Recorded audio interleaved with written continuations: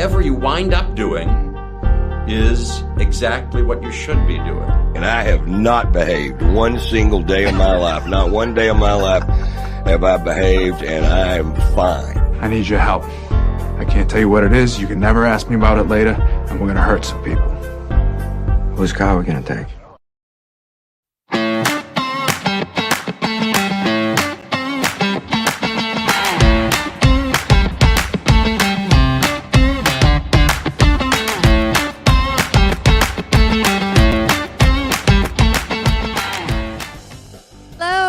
Thank you for joining us on the Nikki Medoro Show.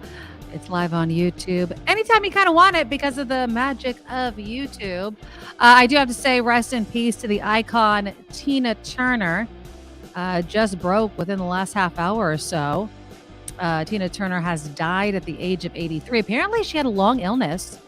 She had been diagnosed with intestinal cancer in 2016. She had a kidney transplant in 2017.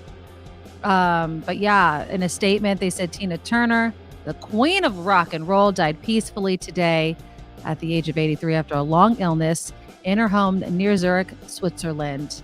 Yeah, sad news, but what an icon. And you know, that movie, What's Love Got to Do with It? If you have not seen that movie, whew, you just fall in love with Tina Turner. Not like there isn't a million songs and reasons to love her. But yeah, rest in peace, Tina Turner. All right, we have a great show coming up. We're going to start it off by talking with Loretta Lynch. You know her from our days on Station X. Pat Thurston would always talk to her. Loretta Lynch is the former president of the California Public Utilities Commission. And she has been speaking loud and proud about all the problems within the CPUC and PG&E and how they're just in bed with each other. But I wanted to get her take on PG&E wanting to change how we are charged for electricity, where there'd be a fixed charge and then there would also be a use or a consumption charge. Are we really making out? Because they're saying certain people are going to see their bills go up. And how do we prove? This is my question for her. How the hell do we prove that they're not making all these decisions because they don't want to pay and they want to put it on us, the ratepayer, for all their very expensive mistakes? So yeah, it's a lot of questions. Also want to talk to her about PG&E burying the power lines. There is a huge difference in how many they're burying. It's a weird word to say, in Napa versus Sonoma County. So we'll get into that. And how are those decisions made and how quickly can this really be done? So we'll get into that. Later on this hour, if we have time, we're going to have an update on Target, which of course has been targeted by those who are upset about what we talked about at length yesterday, that LGBTQ merchandise. And, you know, a lot of people saying Target's going the way of Bud Light with Dylan Mulvaney. You'll remember she's the transgender woman who had her face on a Bud Light can. Well, apparently other businesses are looking at what Bud Light did and said, you know what? I don't care what these homophobes and bigots think. I'm going to use Dylan Mulvaney too. And I feel like this new company has been listening in on me because it's an actual product I've been meaning to buy. So we'll talk about that. We didn't get time to do this yesterday, but a Florida school has banned the poem read during President Biden's inauguration. You know, Amanda Gorman, her poem, The Hill We Climb, it's been restricted. And I just have to wonder how many of the people or person that complained really read the poem. More women are suing the state of Texas over its abortion laws. And of course, a judge has set a date for Trump to appear in court. And of course, Trump has his favorite reaction to that news, pardon me. In the second part of the show, we'll get an update on what happened yesterday. Remember, we touched on this, where the San Francisco Board of Supervisors had invited San Francisco Mayor London Breed to the UN Plaza, where there's a lot of drug use, open air drug use happening, to kind of highlight the problem. Well, it devolved into a circus. So we'll have some video of that. The California Attorney General, Rob Bonta, is going to review evidence in the deadly shooting of Banco Brown. And the reason why I bring it up is Do you think that he is bowing to pressure? Or if you've seen the video, is this something that needs to be reviewed? Because remember, the security guard did not face murder charges, and that upset a lot of people.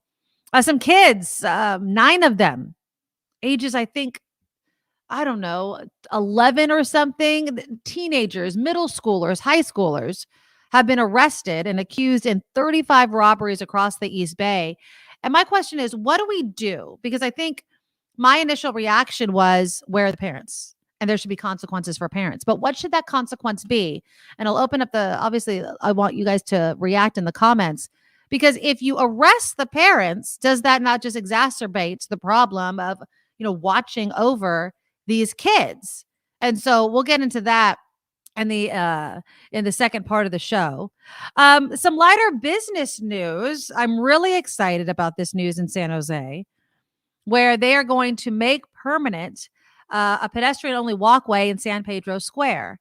So do you think that permanent walkways, permanent zero car areas, I know it's happened in San Francisco, it's happening in San Jose, are actually good for business? Do you often frequent places like this? I was telling you last weekend, I went to a festival in Campbell. Obviously, no cars could get through. There were tons of people visiting all these local shops. And so do you think it's good for business? Or if you're a business owner, do you hate something like this? Where, yes, the people in the neighborhood may know about your business, but cars driving by, seeing you, delivery drivers, what have you, could that cause a problem? San Jose felt snubbed by the NFL back in 2016 when Levi Stadium got the Super Bowl. They're going to get it again in 2026. Do you think it's going to be any different? If you were going to go to the Super Bowl, would you actually stay in the South Bay? Or would you make it a point to stay in San Francisco? So we'll update that story. There's also this first of its kind building going up in Oakland made of timber. So the first of its kind mass timber apartment. And apparently there's some really good environmental reasons to build this way. And Las Vegas is welcoming its first weed hotel. But there are some rules, and we'll get into that as well. All right. We have Loretta Lynch waiting in the wings. But before we start that, can you guys please click the thumbs up just to let us know that you love the show? It's right underneath your screen on YouTube. Just click the thumbs up. Of course, the super chat is live. If you can, please subscribe to our Patreon. The website is right there, thenikkimedoroshow.com. Thenikkimedoroshow.com. You'll have links to our Patreon. You can up your subscription if you want to. You can become a Medorable for the very first time, and we would appreciate it. It also has the links to our PayPal and, of course, our merchandise shop. And we just really appreciate everybody that can donate whatever you can, because it helps me, it helps Kim, and it helps the show stay on the air. All right, so PG&E. I don't know anybody that absolutely loves PG&E unless they work for their PR department. Here in California, especially, it just seems like every headline we read is negative. Or they're doing something with our rates, or our bills are sky high, and we don't know what the hell is going on. Well, let's welcome the former president of the California Public Utilities Commission, Loretta Lynch. Loretta, it's so good to have you back on the show. Thank you so much for taking the time. Hey, thanks for having me, Nikki. All right, so let's get into this, because when I hear that a PG&E is going to kind of restructure how our electric bills are tallied, I'm like, they're trying to screw us. They're doing something. It's not in our best interest. So kind of explain the way you understand this new system to be. Well, right now, the PUC hasn't implemented the new system. They're just taking proposals, and they're trying to craft a way to charge people for electricity based on their income, not on their use, which upends decades and decades of ways we have charged for electricity in the past. Really, from the very beginning, we've never had an income-based charge for electricity. So this is an entirely new, brave new world. Now, here's the problem. You know that I'm a big critic of the PUC and PG&E, but that's not where this problem started. This problem started with a budget trailer bill last year passed by the legislature and promoted by the governor. And in that bill, AB 205, the legislature required the PUC to consider and adopt an income-based electric rate. Why? So, Why would they want that? Explain that for people that don't understand the reasoning behind that. well, that's a really good question because I think it's just cockamamie, frankly. Um, I Like, think you're like, this seems insane to me. Well, I think the theory was if rates were based on income, then the lowest income customers would see a drop in their rate. But they're really not going to because of all the PG&E rate increases that have been requested. So their rates will just not go up as fast as everybody else's rates will go up.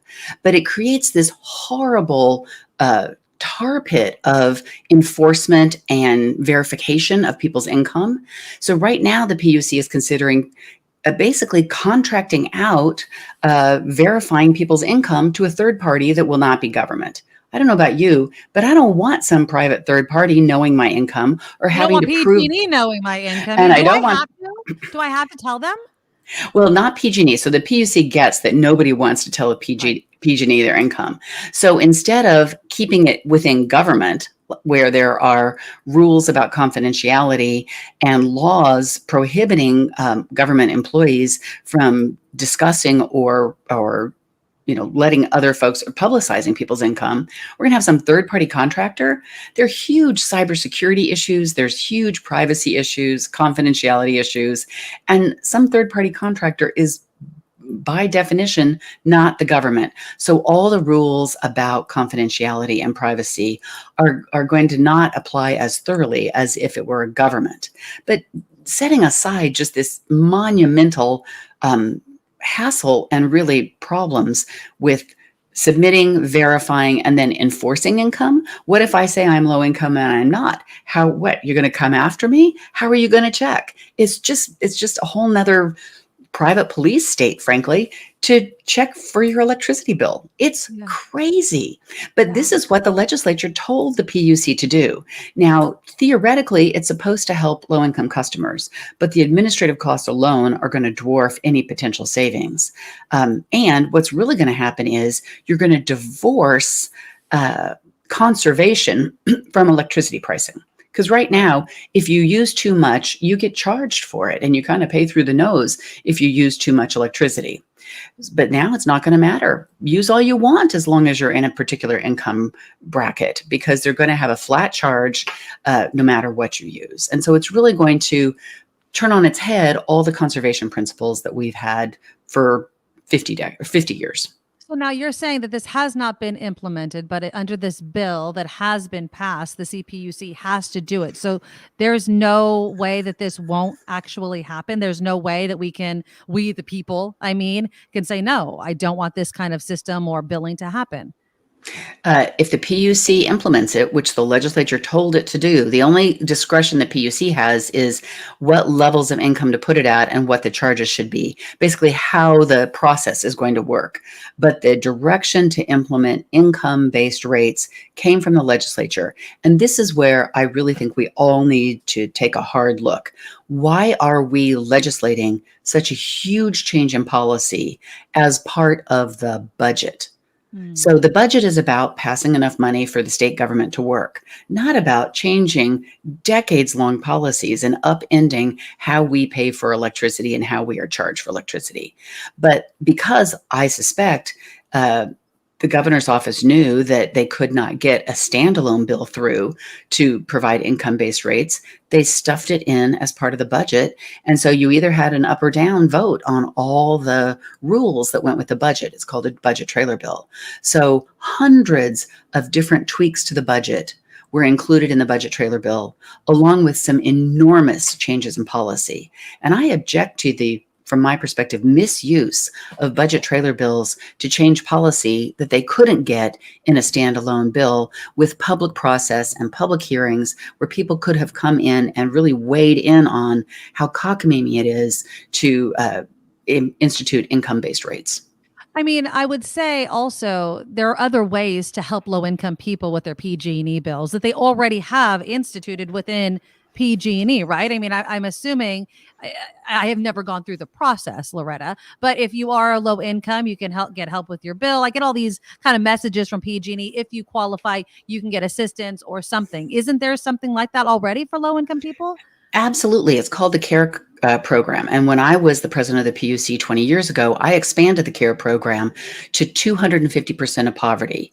So if you're at 250% of poverty, which includes all the lowest tier that the PUC is considering for this income-based rate, then you get 25% off your bill. And I was pushing it further to say, look, if you qualify for any other government assistance based on your income, you should be automatically enrolled in electricity bill reductions in the CARE program. Now, that took a long time to get through the utilities opposition, because frankly, they don't want more CARE customers, because then they have to spread their costs on the other customers. But I think we need to just make sure that everybody who's eligible for a discount based on income should get it. And then we should stick with the tried and true system of, if you use more, you pay more. But if you use less, then you don't have to pay up to $100 a month in a fixed charge. It's just a backdoor rate increase for most people. And actually, low-income people are not really going to see any benefit, because they should already be on the CARE program. Exactly. That is exactly what I was just going to say. So, I mean, and I'm seeing in the comments, obviously, Karen, one of our viewers, says the governor is in sync with PG&E. He's in their pocket because they helped him get elected. That's the rumor. I mean, does the buck with this idea stop with Governor Newsom? I think it does. I am sad to say, but look what has happened on his watch. AB 1054 was passed. It was his initiative in 2019, which upended the rules of liability to favor utilities when it came to wildfire damage. It upended the burden of proof for the utilities to prove that their costs were reasonable. Now, if it is at all a utility designated wildfire cost, it's per se reasonable unless someone else can prove that that cost is unreasonable. So all sorts of legal changes have been created by this governor, to which all have the consequence of advantaging the utilities, and very specifically in the case of AB 1054, PG&E.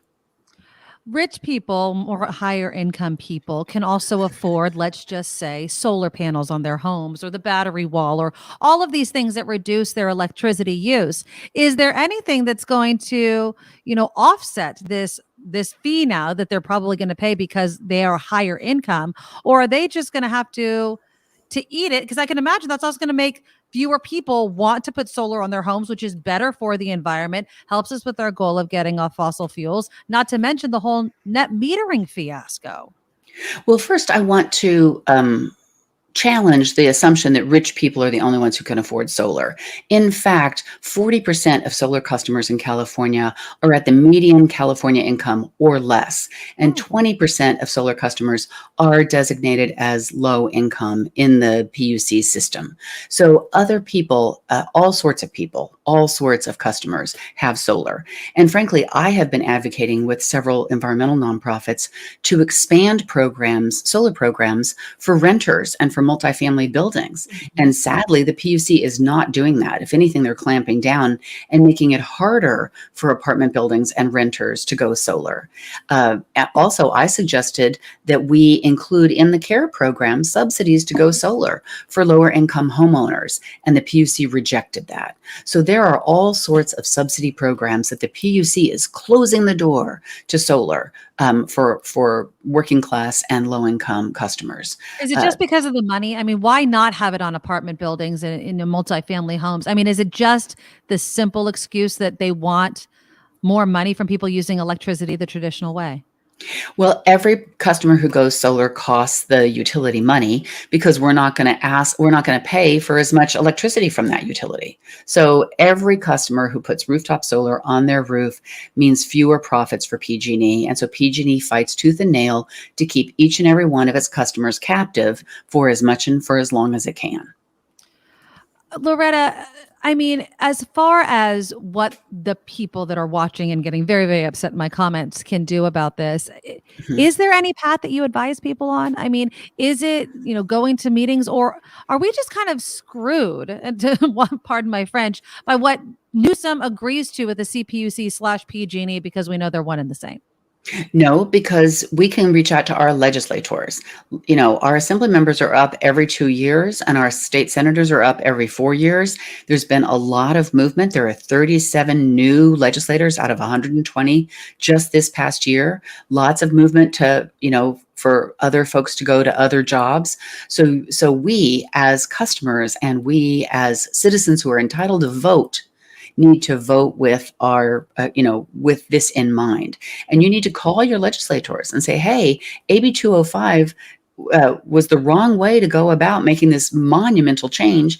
And you can change it back in the current budget that is being discussed right now. There is a current budget trailer bill, and they could reverse this very ill-considered monumental policy change that they agreed to as part of the budget package last year. So the legislature can stand up to the governor and say, no, frankly, this is just stupid. And it really goes against our climate goals of conservation and making sure we use as little as possible and put as much solar out there as possible. Now, as far as I saw somebody put up there, the state of California needs to buy PG&E, breaking up PG&E. It is obviously a monopoly. We have no other choice. We have to get our electricity through this company. What is the latest? Is that just a pipe dream?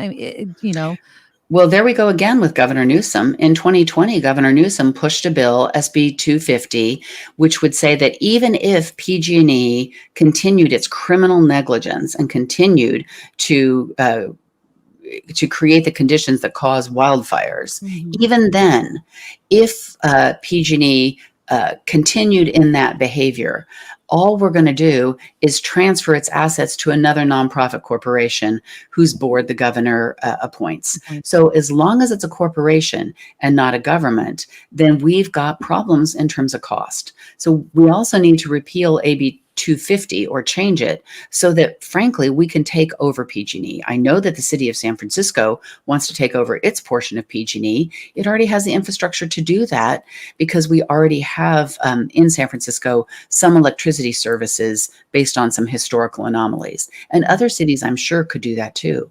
Plus, the munis could expand to take over the various pieces of PG&E. But PG&E is a convicted criminal felon many times over. It has lost the benefit of the doubt, and the way it is going after every single solar customer and this cockamamie, let's spend $100 a month to $150 a month on electricity for no good reason except for PG&E can ask for that much, has just got to stop. Let's talk about burying the power lines. The Press Democrat just recently released an article where there was a late public workshop to review the PG&E safety plans. It found in the next 3 years, the plan calls for burying 155 miles underground in Napa County, but only 7 in Sonoma County. Does that seem right to you? Obviously, the Press Democrat is making the argument that this is unfair, that there might be some lobbying effort or something going on in which there's such a wide disparity within the number of power lines that are being buried in each of those counties. Absolutely, it's unfair. And frankly, the PUC needs to put a stop to this. But very sadly, as you know, the PUC often operates as a lapdog and not a watchdog. Right. So here's the problem. PG&E is going to do what makes the most profit for PG&E, regardless of what makes the most safety or reliability for its customers. So if burying old lines in Napa give it more profit, that's what it's going to prioritize, rather than burying new lines where they're still profiting off the new lines. So when PG&E thinks, oh, what lines should we bury? They don't think, oh, what lines are the most vulnerable to fire? They think, what lines have we fully depreciated so we can switch them out for new, very expensive undergrounded lines and make more profit? So generally the answer to why is PG&E doing what it's doing? The answer is to make more profit. And that's, I believe, the case here. Now, with the CPUC and who makes the determination along with PG&E, like you just mentioned, where it makes more financial sense instead of safety sense, is there any repercussion for being slow, let's say, slower in one county versus quicker in another? Is there any oversight, Loretta, or are we just kind of okay, whatever they decide, we let them decide? There is titular oversight, but not actual oversight. That's the problem with the regulator being a lapdog and not a watchdog. We need a regulator who holds PG&E's feet to the fire, holds them accountable, and says, hey, wait a minute, this wildfire safety plan does not provide any additional safety, and what you're doing is at top dollar, which means more profit for PG&E. So the PUC needs to take a very sharp pencil to PG&E's priorities and to their profits. However, that's not what they did. In two decisions in 2022, in November and in December, they gave PG&E more profit than it had been making before, and also allowed PG&E to keep profits that PG&E admitted it over-earned, meaning they made more profit than was authorized during the pandemic, and instead of returning it to the ratepayer, as the PUC had instructed it to do in 2019, it petitioned the PUC to allow them to keep the profit, and guess what? The PUC said sure.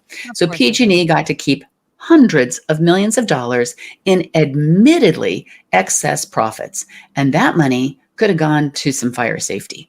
That is ridiculous. I mean, how scared are you? I mean, it's not as if we can bury all of these lines overnight. And I know that logistically, it has to be a nightmare for a utility to look at a state the size of California and be like, we should have done this obviously a long time ago. We're starting now. But I mean, it does seem that we're just every year another disaster away from a massive wildfire, which is just going to exacerbate the cost because PG&E is going to have to will likely be sued. That will, require money out, and they're going to pass it right back down to us. Well, they're passing it right down back to us because of AB 1054, which changed the standards of liability to favor the utility. So now, even when the utility is grossly negligent, we still pay. It's just ridiculous. That's not true of any other utility outside of California, any other state in the nation. But I actually am not so sure that undergrounding everywhere is the right answer. Okay. What we know, because the federal probation, the judge who was overseeing PG&E's federal probation for its criminal conviction in San Bruno said, was PG&E still has not even inspected all of its transmission lines as of last year.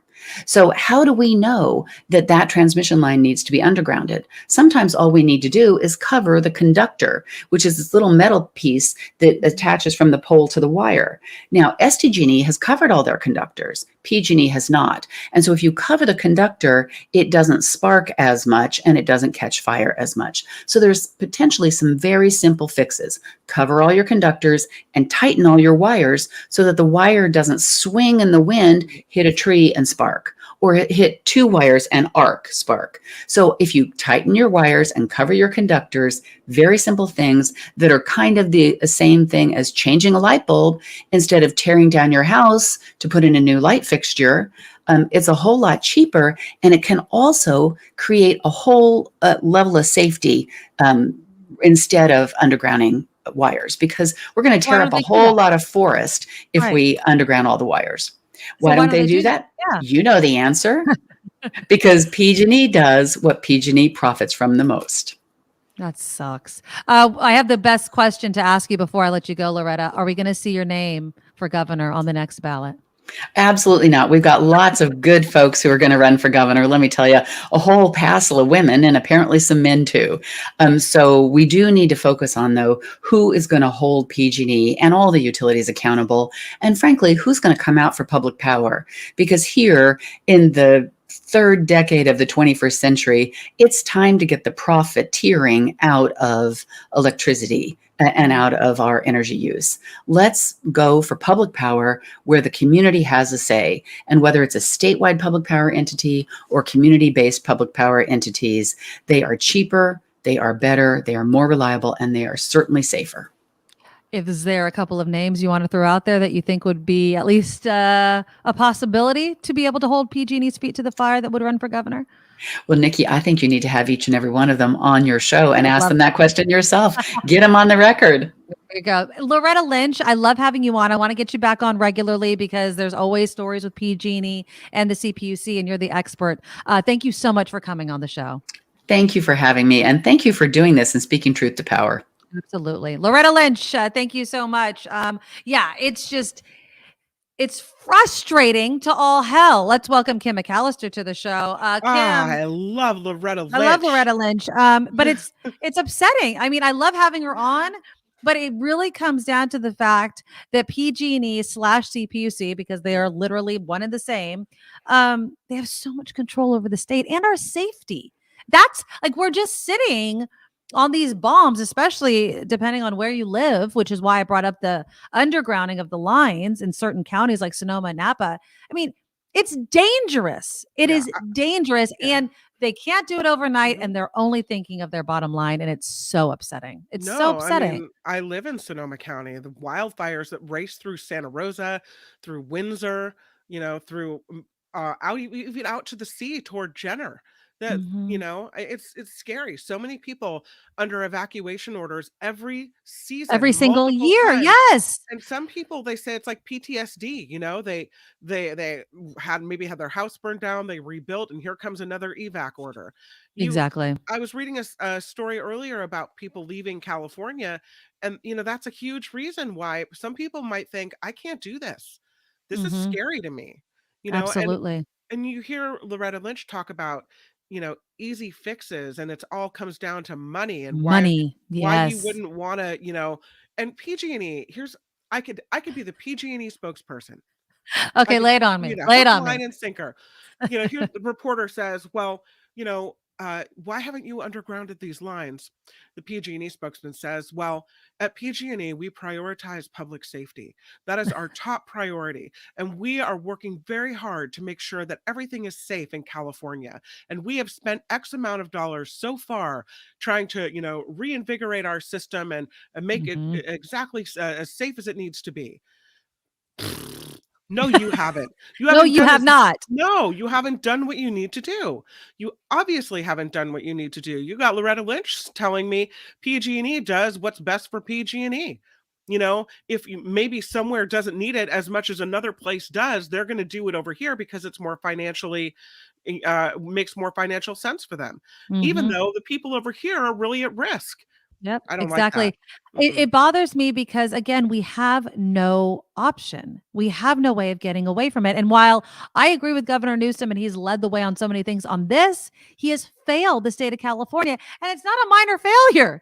It is not No. a minor thing. I get why people can't stand him over this one issue. Yeah. This one issue. So, again, we'll always welcome Loretta Lynch back. Send me stories also if you have any questions or want, because she's the expert. She knows it inside and out. And I love how she comes on and explains it to us. Okay.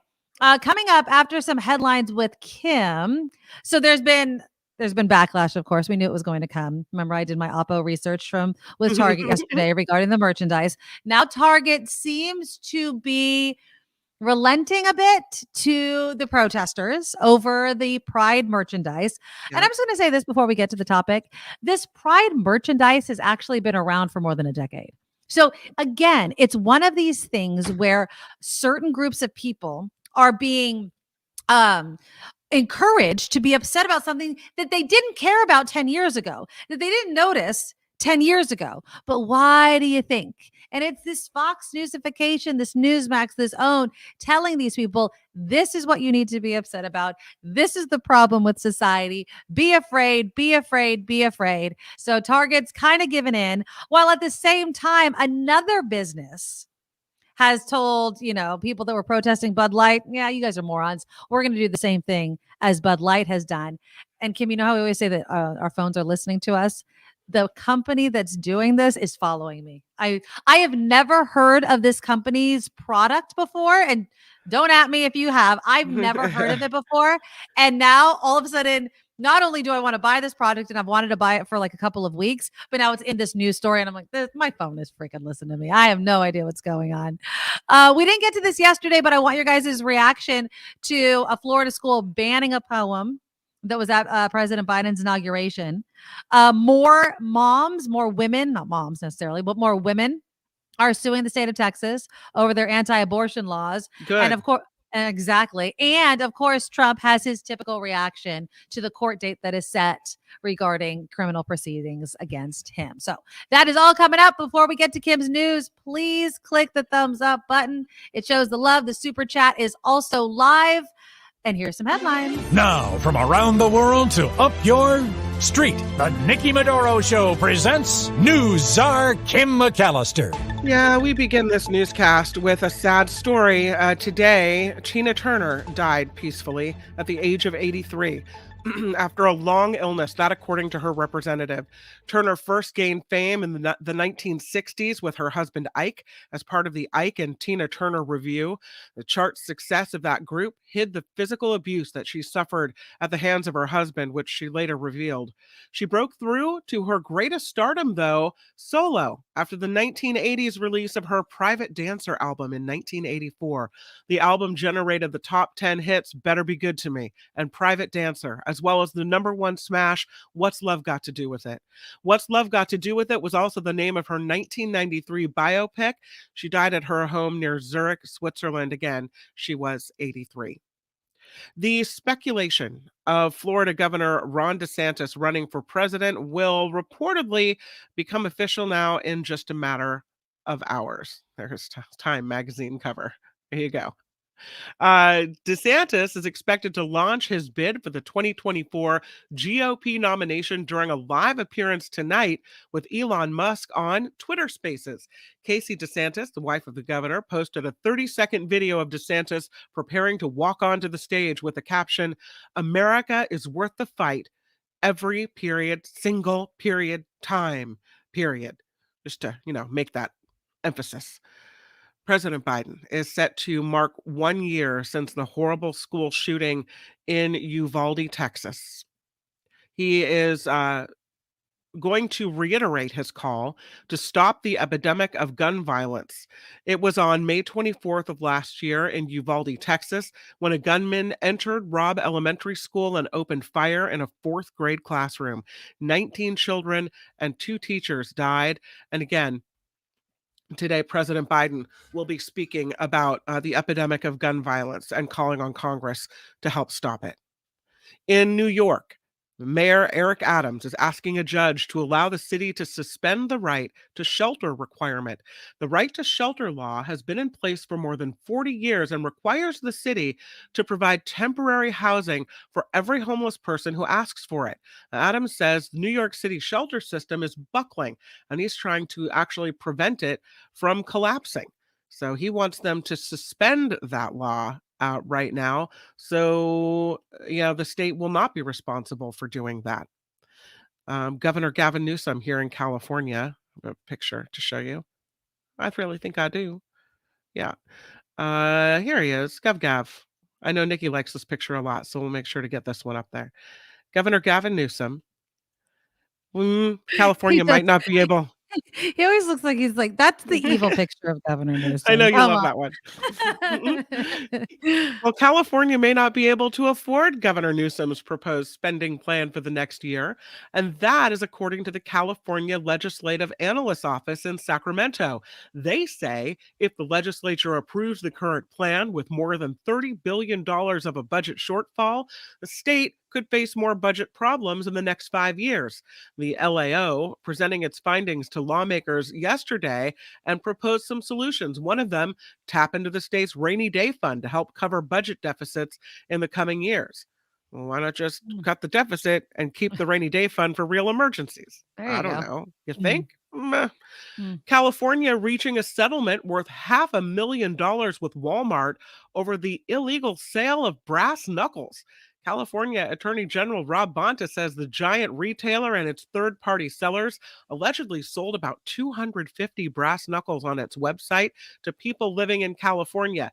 Can't do that. State law says brass knuckles are a deadly weapon and selling them here is illegal. Really? I didn't know that. No, you can't get brass knuckles in California or use them or sell them or have them. Yeah. Interesting. Yeah. I mean, I don't know if I've ever seen anybody with brass knuckles before, but it seems like a movie weapon, doesn't it? It really does. I'm putting on my brass knuckles when I knock a guy out. I don't know. Well, and now you've got Walmart on the hook for $500,000 because they sold that here. Yeah, exactly. I love Eric's comment. Brass knuckles illegal. Guns, go for it. Brass knuckles aren't in the Constitution, Eric. That's what all the 2A people are going to say. I'm Kim McAllister, and this is the Nikki Medoro Show. All right. Bye, Gavin. Bye, Gavin. Bye, Gavin. All right. So whether you like it or not, that's all I hear him say all the time. Okay. Thank you, everybody. And please give a thumbs up to start the show. We're about 40 minutes in. But yeah, please make sure you click that thumbs up button. And of course, continue. Your voice went away. Oh. Am I here? Am I here? Yeah, you're here now. Okay, perfect. Please consider donating to our Patreon. Become a Medorable, a monthly subscriber by going to the NikkiMedoroShow.com, the NikkiMedoroShow.com. I know you guys can't really, unless you're listening, you can see me. My hair's like really wet today. I did not blow dry it because I was like busy running around. The reason why I'm bringing up my hair though is not because I want you guys to look at it. It's because I've been wanting to buy this stuff that's specifically made for my hair. So I take my daughter to go get her hair cut last weekend. And this is the second time this product has been mentioned to me out loud. Okay. So I'm not Googling it. I'm not looking on my phone. I'm not doing any of that stuff. It's something called, you tell me if you've ever heard of it, K18. K18. Anybody ever heard of K18? Is it keratin? Random. I don't think it's I don't know if it's case for keratin. Is it I think I've heard of it. Yeah. I think I've heard of it, but I've never used it. Molecular thing. Okay, so K18 peptide is I'm going to do a commercial right now. A patented molecular breakthrough, clinically proven to reverse hair damage from bleach, color, blah blah blah, heat, and everything like that. I don't see anything that says keratin on it. Maybe I'm wrong. But anyways, so it's this K18. It's this it's K18. It doesn't say, yeah, I'm looking at the website right now. It's a leave-in molecular. They keep using the word molecular because it sounds scientific, of course. Hair mask. Okay. So my daughter, she's dyed her hair. Her hair has been just fried. So she got a great haircut and they have been promoting this. And then I get my hair done and they're like, you should do periodically a good mask. A new one is K18. So you're asking yourself, why is Nikki talking about K18? Because K18 don't give a blank about what happened to Bud Light. They are the new company that have teamed up with transgender woman Dylan Mulvaney. Mm-hmm. They have launched a new ad and it's online. I'm not going to play it for you because I'll get dinged. But where this is like on Instagram. You're not going to turn on your television, for instance, and see Dylan Mulvaney. You're not going to do it. And I guess if you follow K18, you would probably see the ad there. But K18 is like, you know what? We want to team up with Dylan Mulvaney, who again is 26 years old, transgender influencer, and doing a total partnership. She posts this kind of social media commercial where she's talking to this voice. It could be God, it could be anybody, talking about how to fix her hair and all sorts of things. Tell me in the there you go. Tell me in the comments. Do you think that it makes more financial sense to give in to the protesters or not to?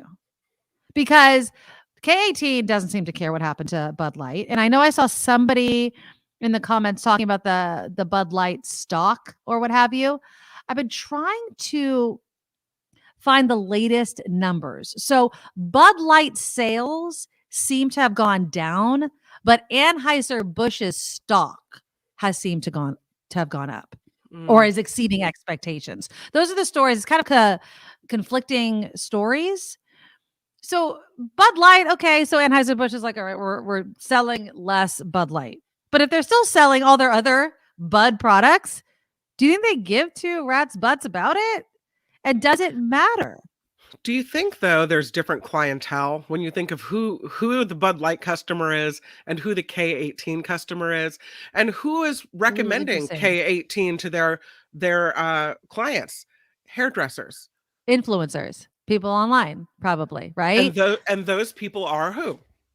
LGBT, at least supportive, possibly, maybe not all. Right. I know not all. Let's not paint with a broad brush. Generalize, but I'm just saying, and women, I mean, even if you come from a very conservative family and you go to the salon and the hairdresser says, this K18 stuff could really help you frizz or Right. whatever, Whatever.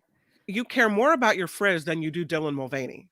Exactly. I mean, Or don't you if like Dylan if Mulvaney this has amazing hair, you're like, all right, I'll take that all hair. right, right. And so even if you're like an anti-trans crazy person, Weirdo. Yeah. you're still gonna say, "Oh, that stuff really works." I know, Wow. right? Like, well, I do need Right. a good product. Thank you for selling. That's an excellent point, Kim. Now, Target, on the other hand, as we talked about, they've been facing a lot of backlash. If you missed the story yesterday, go back and watch yesterday's show because I did some opposition research where I went into a Target because I had heard that they Yeah. were selling light binding stuff for toddlers and kids, which was the point, right? I mean, that is what made people so freaking upset, was that this was targeted to toddlers and kids. And what do they even have to bind anyway, right? Like, so I went in there. It's at the very smallest teenagers, and I'm talking like real teenagers and adults. That's the size of the bathing suit. I don't care what these other people are saying. It is not children. It is not toddlers. But apparently Target's giving in a little bit. Here's a little bit of a news report from ABC looking at the backlash. There we go. Yeah, Rachel Leslie, good morning. And Target saying that this all comes down to employee safety after some employees say that they have been threatened and targeted by this Pride merchandise in the stores. And so Target now moving forward by removing some of the Pride items that have caused the most confrontational behavior. Target has been offering these Pride products for more than a decade, but when this year's collection rolled out, Target saying its employees experienced threats impacting their sense of safety and well-being while at work. Target has not said specifically which items are being removed, but among the items that received the most attention have been the tuck-friendly women's swimsuit. So that's the one that I took a picture of, this one that's on your screen right now, the tuck-friendly. It's a cute bathing suit. I mean, it has little rainbow colors in it, but whatever. They allow trans women who have not had gender-affirming operations to conceal their private parts. Not only are items being removed, Penis. The word is penis. Target confirming in some stores in the South, it has moved its Pride merchandise from the front of the store to the back, following backlash from shoppers. Despite this happening, Target saying in its statement, it will move forward with a continued commitment to celebrate those Pride are cute. Month The and slides. standing with the I like LGBT those. community You just go shopping throughout right now. the year. Now, this Pride merchandise, it has been sold in stores since earlier this month. Pride Month officially begins in June. So, I mean, what do you think? I know that some people, when I had posted that video on my social media feeds of me going into Target, some people that don't live in California, because I have viewers from all over, said, yeah, they moved it. So like this, so I think she was from Ohio. She's like, yeah, they moved it to the back of the store because there was so much outrage. In my store, it is literally right by the shopping carts. You walk in, boom, there's the Pride display. It is front and center. So I had a story this morning that was an update on the Target situation. And I loved your video, loved it so much. Target says it is removing some of its Pride collection items out of concern for employee safety. Right. Because people have been violent. They've had customers come in and be nasty and violent toward their Target's workers. Right. The retail giant says since this year's Pride Month collection was introduced, there have been threats impacting team members' sense of safety and well-being while at work. Earlier this week, Target locations in the South were reportedly told to remove Pride merchandise from the front of the stores. The company was said to be trying to avoid similar backlash Bud Light received for using a transgender influencer in a promotional campaign, but Target said it remains committed to the LGBTQIA+ community, and they're just doing this out of their concern for the safety of their workers. Right. And I get it. I would not want, but then doesn't that also kind of chap your hide? Because I guess I would want to hear from my employees. Like if my employees were like, please, I need you to do something. I'm scared to come to work. Absolutely. But if the employees were like, screw those bigots, keep it up there. Just make sure there's security at the front of the store, or, we can handle it a different way. I think you really need to take the cue from your employees because they're the ones on the front line. Now, SF Tesla, love you. Thank you for bringing this part up because this was also in one of the comments to my video yesterday. Target hired a Satan worshiper to design its signature LGBTQ store display, but ordered Nugget, I'm in the middle of a show, damn it. Or hold on. Nugget don't care. Nugget's like, I got to bark. Somebody's ringing my doorbell right now. I'm not going to the door. But anyways, so Target hired. Now, the person's been described as a Satan worshiper. I don't know if they're actually a Satan worshiper. I'm so sorry about my dog. Can you hear me? No, Is it's it too- hilarious. Yeah, I can hear Okay. you. It's really, really funny. You can kind of see his outline behind the screen a little bit. He's Well, going do people nuts. not know that I'm on the air? I need to get a. You know what I need to create? Target Live on or the air. whatever. Oh, yes, a Yeah. sign that says "Do not ring the freaking doorbell." There's a celebrity doing a show. Just kidding. But anyways, That's okay. kind of a big deal. Do you know who I am? Don't you know who I am? Don't you know I'm on the air right now? But anyways, so I don't know if the person was a Satan worshiper, but apparently they had a shirt or a button that said Satan respects pronouns or something like that. Then they did have this button. And I will say this, if you're going to push the envelope and be offensive, although there's so many different things that people that are anti-trans say, like they should die, they're going to hell. I mean, horrible, horrible things about transgender people. There's a button and it says homophobe headrest. And it's a picture, like there's rainbow colors, but it's a guillotine. Oh, So well, that's kind of violent. That's kind of violent. Like, Yeah. so, and apparently, like, and of course the whole Satan respects pronouns thing. And yeah, I feel like the controversy, and somebody said it earlier with K18, a smaller product, it's all good publicity. I even think that Target is just kind of, they've chosen their side. They have definitely chosen their side. I'm all for it because I agree with that side. Do you think they're going to alienate enough people where people aren't going to go to Target anymore? I don't know. I don't think it's really going to hurt them, their bottom line, for that much longer, because Target is everywhere. People go to Target. I mean, I guess you can go to Walmart until Walmart starts selling Pride stuff, right? I mean, it's not as if these businesses want to alienate a very large contingent of people. And it's not just transgender people. It's people that are related to transgender people. It's people that support the LGBTQ community. If you are not transgender, it does not mean that you aren't wanting to see all of these products inside the store. So Do you think that Walmart, with all of its bad publicity over how much what a pittance it pays its workers, over telling its workers to go get welfare because you're not getting money here, right. sign up for healthcare with the state, whatever, food stamps, coming into communities and not really being a part of the community, but getting tax deals, and then all the local businesses close and then checking out when the tax deal expires, and then the community's left with nothing. Do you feel all that alienated customers, and that there are a lot of people like us that don't shop at Walmart?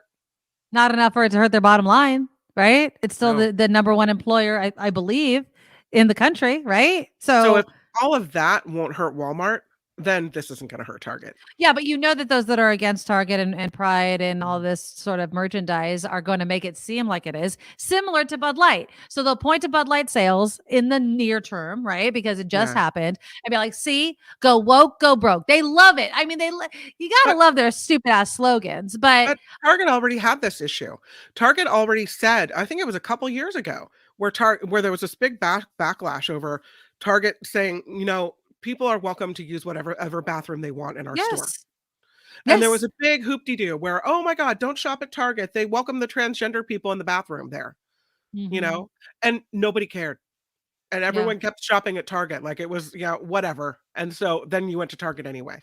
You know what's interesting? I was literally watching a video, because I'm so glad you brought up the bathrooms. I was watching a video and it was a transgender man. Okay. It was a transgender man. So when you look at this person looks like a man.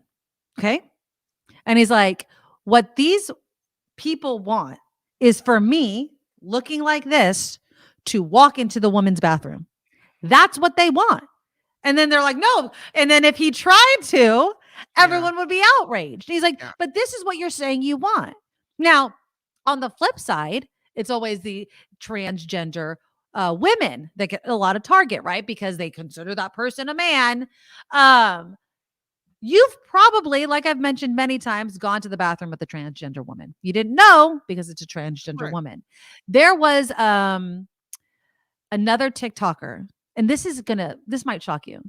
She's in the bathroom and she's filming the door because she's inside the stall. Okay. And she's like, I started, and it says like on the screen, like I started recording because I knew that this woman was going to start targeting me. And this woman is screaming at her, like, you're a boy, get out of the bathroom. You don't belong here. You know, she could have just let the person pee, wash their hands and leave. Right. Here's the Instead, kicker. Yeah. had to make a whole bigger deal out of it than anybody ever needed. Right. But here's the kicker. She was not a transgender woman.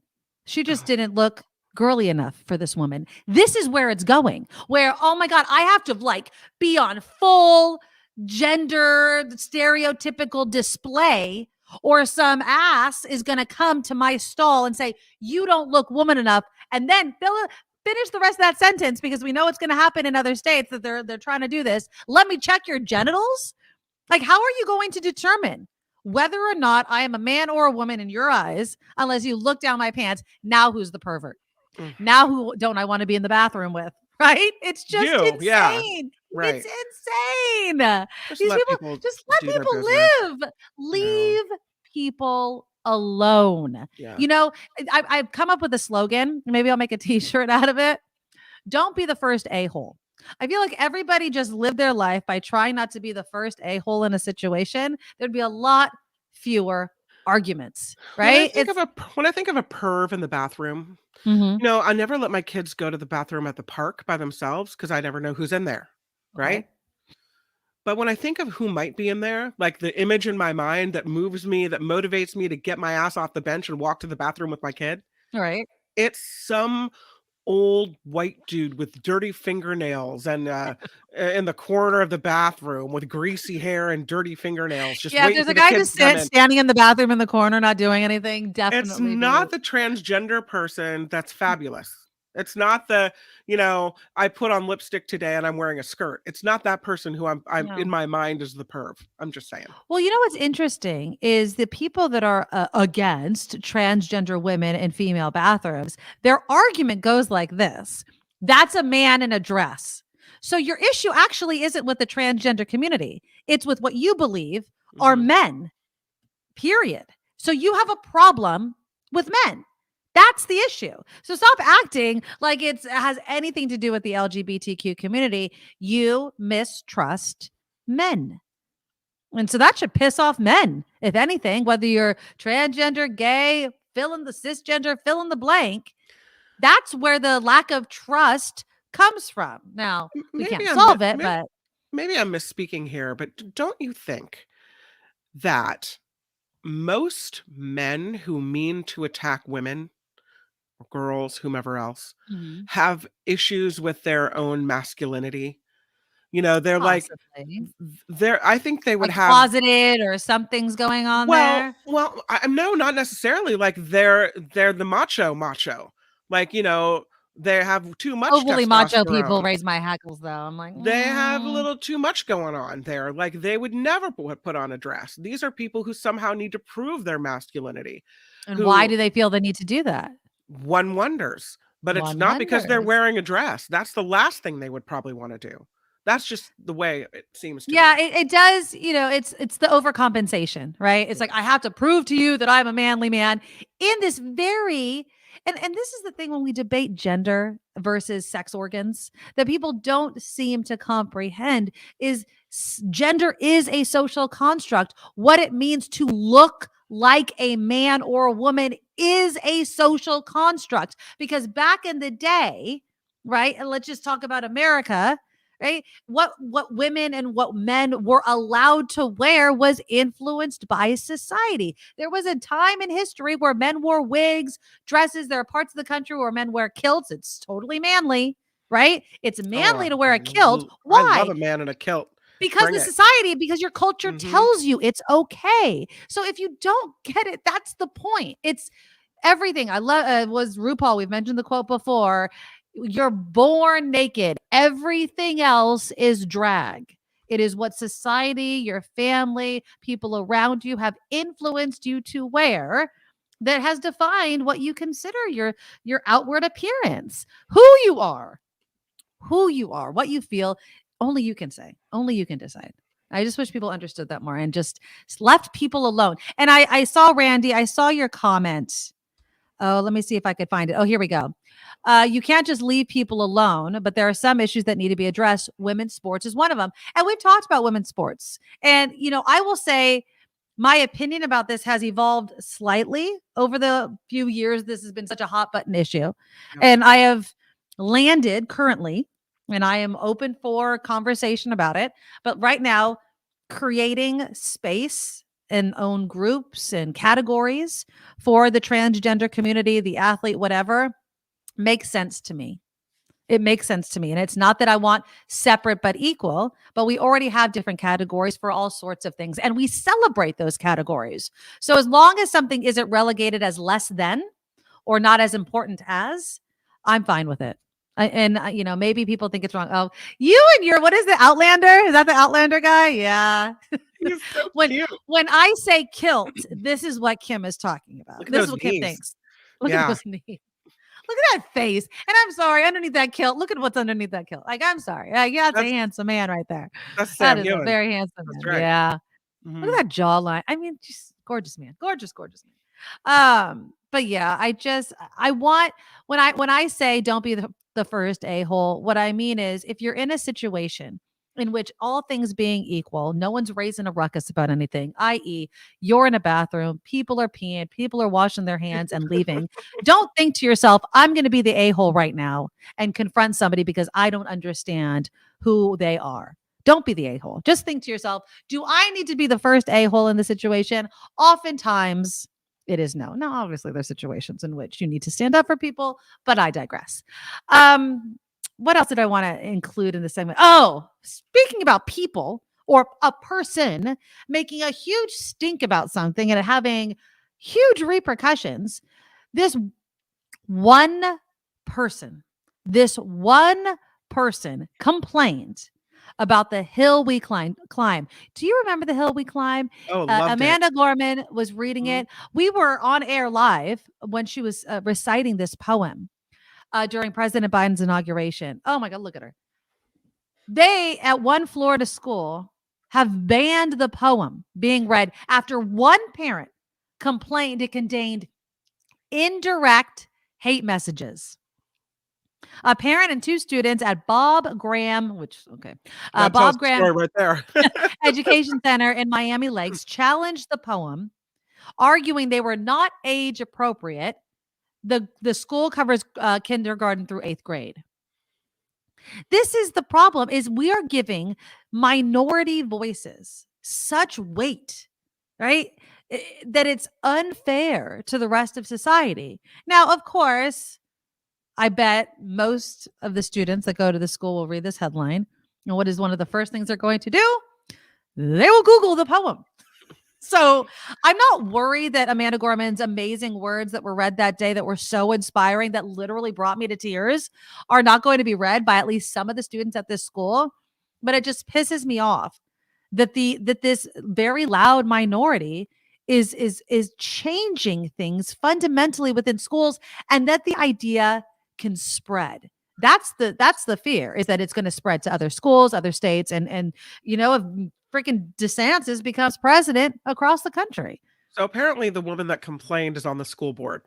So what they did is they pulled the poem out of the elementary section of this school and put it in the middle school section. So it's still available to the 6th, 7th, and 8th graders, but not to the younger ones who might not have understood it anyway. But I don't understand why you wouldn't give them access to it. I found nothing hateful in that poem. What does indirect hate message mean? It means I feel that my racist tendencies are being exposed in this poem. I mean, unless it speaks to you in that way. Well, that school board member is now facing some backlash from people who are pretty upset and saying she does not represent the thoughts of the community. No. And they want her to resign her commission. So good. I mean, there needs to be some repercussions for these people, Kim. There really does. And I don't want to use the word Karen, although I will just say this on a side note, because I've been online a lot more after my video. There is I think, Instagram page, which is called like Karen's in the Wild, which if you ever want a good laugh, go and watch it. It is some of them you've seen because they've made the news, but I digress. But it is these types of people that for whatever reason, feel like they need to be this voice to oppose something that they're offended by, and that now nobody gets to experience, nobody else gets to read. And there should be a consequence for that. There should, so that it gives these people some pause to not be the first a-hole. And sorry, Karen, I do not mean you. I never mean real Karens. I love No, Karens. I have not so real many Karens I love in my life. You're one of them, Karen D. Absolutely. And I Have you think ever that have you ever had a moment where you thought, "Am I being a Karen?" Not like a good Karen, but like a a bad Karen? Ooh, Yeah, let me see. Have you? I had one the other day. Share. Well, I don't think I was being a Karen, but I could see how it could come off that way. That's what all Karens say, Kim. So my son is not feeling well. He's had a complete asthma attack. It's Right. illness induced. So when he gets Oh, a yes. respiratory illness like a cold or something, it triggers an asthma attack. Hasn't happened for 5 years. Thought he grew out of it. But I'm driving him to the pediatrician's office and he takes a turn for the worse. And he's a chatterbox. And he looks at me and said, "Mom, I'm scared. I can't breathe. Oh, geez. I You- would I scare the don't crap ask out me of me. questions right now." Right. I had asked him something. He goes, "I can't talk to you right now. I'm scared. I can't breathe." So I get to the doctor's office and it's a toss up as to whether or not I'm going across the street to the emergency room or to the Oh, doctor's office. scary. Yeah. But we have an appointment. I figure she's really good at dealing with this. She knows the situation. So the first thing that happens is the medical tech comes into the office. And so I'm stressing out anyway, but she Yeah. should be aware that people are sometimes, it's A not a heightened, well-baby yeah, tech. emotional. Yes, Right. exactly. So she said, "I'm just going to take some vitals." And I said, "Actually, we need to see the doctor right now." Like I want the I Yeah. wanted the doctor then. I didn't need vitals. I need the doctor now. Right. So I said, "Actually, I think we need to see the doctor now." She walks out and then turns around and comes back in and says to me, "Actually, I need to do my job before the doctor does her job." Right. And I was like, "Oh, no, you didn't." The first thing she pulled out was a pulse ox, which Mhm. measures how much oxygen's in the blood. So I thought, okay. And the minute she saw the number, she went to get the She went and doctor. got the doctor. Yeah. Right. But I think she probably thought, "Oh, this Karen, thinks Mm, that she just wants the doctor and nothing else is as important as that." right. When Right. really, we were having a medical emergency and I felt like I needed the doctor's stat. Right. Right. And she probably thought I was just this, entitled person who I didn't, think I don't that, know. and I'm going to say this, and I'm Yeah. this is a totally biased reaction. Yeah. I am the daughter of a nurse. Um, just to let people who are not children of nurses know, the nurse knows Oh, the nurse just as knows. much as the doctor. And those vitals, the doctor probably would have yelled at her if she looks at the nurse and was like, "What's the pulse ox? Because I need to know this before I go in." Right? So the doctor, in this situation, Well, you're not yell, normally but you know what right. I'm saying. In this situation, no, but yes, this was like a 19, 20-year-old girl who was a brand new medical tech kind of thing. Was not a nurse.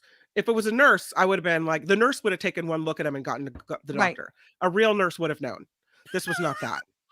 Okay, well, don't say that part out loud in front of the medical I'm just techs. saying, a nurse would have But I yeah, love I think nurses. your point is when Yeah. it comes to your kids, Mm-mm. I think you get a Karen pass. And I'm using that not to insult any Karens, but I think you get a pass because Yeah, like for me, I go from 0 to 100 when it has to do with my kids. Like, right. but I don't even think I need to open my mouth. Like people know when I'm upset, angry, Yeah. like my face betrays me like no other. So, but if it was my kid, if it was Marley, I would be freaking out, right? I Yeah. mean, I would just and I think Mhm. that that's just part of the job. And yeah, you're probably the 50th person that week that's given her some attitude. So I wouldn't put too much on it. You know what I Well, mean? I So think that at the doctor's office, they don't really have emergencies very often. It's well baby checks and it's oh, so you didn't go to vaccinations like and to a hospital. What do you I have? was I was at the pediatrician's office, which is right across the street from the From the hospital. hospital. So I had a choice to make there. I could Oh, have gone I hospital, I could have gone see. doctor. So this is Yeah. the pediatrician's office where emergencies are not, the norm. So when you walked in, did you say my son can't breathe? See, that would have been me. They I would have walked through the door. I would have looked at the Yeah. damn receptionist, be like, then they probably would have told me to get the hell out and go across the street to the emergency room. But I would have been like, he can't breathe. Do something. That would literally, I think, word said, for "We're word, here for been our what I said. 3:30 appointment, and they said, go right back. Yeah. Yeah. And so you're right. And so that was my communication problem. Yeah. I didn't do a lot of things I should have said that. Instead of just saying, I think I need the doctor right now. I should have Right. explained why. Yeah, she'd be like, Right. he can't breathe, and So I'm really concerned. I Like, totally came off Karen-y. Not you, Karen. We love you. But you know what I'm saying. So, yeah, but but when it's your kids, I give you a pass. I do. I just give Yeah. people a pass But when it's your kid. fine, because it wasn't. I don't think I was Karen-y. I was just not explaining myself right. Right. Does that make sense? Yeah, I do. I think I let you off the hook. I do. Yeah. Because again, we're moms or dads or Right. whatever. And when you're worried about your kid's health, all politeness goes out the window. It's kind of like when you're also giving birth. You don't give two rats butts about who's seeing your who nanny because you just want that baby out. You know what I mean? So those types of things go by the wayside. Have you had one of those moments ever where you felt like maybe you were perceived as such? I mean, it's a day ends in Y. No, I mean, sometimes I can be bitchy. I mean, not that this should surprise many people that have listened to the show. But a Karen, yeah. Let me try to think. I mean, I'm sure if you ask my children, they could rattle off moments in which I'm not putting up with, certain crap. There, I had, this is better. I don't know one for me right now, but I could share one about my mother, who I take right after. And my mother and I are twins in both attitude and looks. And I'll remember this one time. I don't know if I ever shared this story where we were at McDonald's. This is like an iconic story. This is like, it goes down in the history books. So we're at a McDonald's, and this is a total Karen moment, but my mom's name is not Karen. And my brother and I are standing there, and we go up to the cashier, and we're ready to order. And I think there had been like a long line. It was lunchtime. My mom was kind of aggravated. My mom, just to preface this, does not like to wait for anything. If there was a line at the gates of heaven, she would complain to God. Okay. She does not like to wait. I love you, Mom. So she has no patience for waiting. And so we're at the cashier and we're ready to order. And the cashier yawns a couple of times before taking our order. And then it just popped into my head when I was a Karen. But and so my mom looks at this woman and she goes, "Are we ready?" And the woman's like, "Yes." And so something else happens, and my mom just could not let it go. She was like, "I need to speak to your manager." Now, mind you, this is back in the late 80s, early 90s. So this is a long freaking time ago. And she ended up getting, I think that the employee got not fired necessarily, but my mom wanted her to. That was really, really bad. My turn was also, and I think it has to do with your environment. So I don't get a pass for this at all, even though I feel like I'm in the right. Also at a fast food restaurant. I was with my roommate at the time. So I'm an adult. Okay. So just to let you know. And we were in a Carl's Jr. I could still see it to this day. And I'm standing there and I'm ready to order. And right when I walk up to the cashier, and I'm not exaggerating here, right when I walk up to the cashier, another Carl's Jr. employee leans over in front of me and asks the employee to put something in for them to eat. Oh, no. And I look at that person, and my roommate knows me. She's like, "Nikki, don't." And I was like, "Excuse me." I was like, "I am the customer." And this is my mother coming out of my mouth. "I am the customer. You take care of me first. How dare you, even if you weren't an employee, cut in front of me?" So I read the riot act. My roommate's like, let's just go. I was not having it. I was much younger. I was probably 20 something, in my early 20s. So when that happened, but yeah, I've had my moments. I feel like I'm calmer now. But I bet you my husband's listening and he's like, "No, you lost your crap 2 days ago. What are you talking about?" So I don't know. Sorry, not sorry. Life freaking happens. But yeah. That was pretty rude. They should have waited until at least you were done. I mean, I was pissed though. I know think they're the on a level of break and business they is have what to. makes it a moment. I could have been like, that's kind of rude. I'm just not that type of person. Things that come out of my mouth sometimes are harsher in emotion than I mean them to be, but there's no retracting words or attitudes. So you just say sorry and move on. So there you go. Don't cross me, people.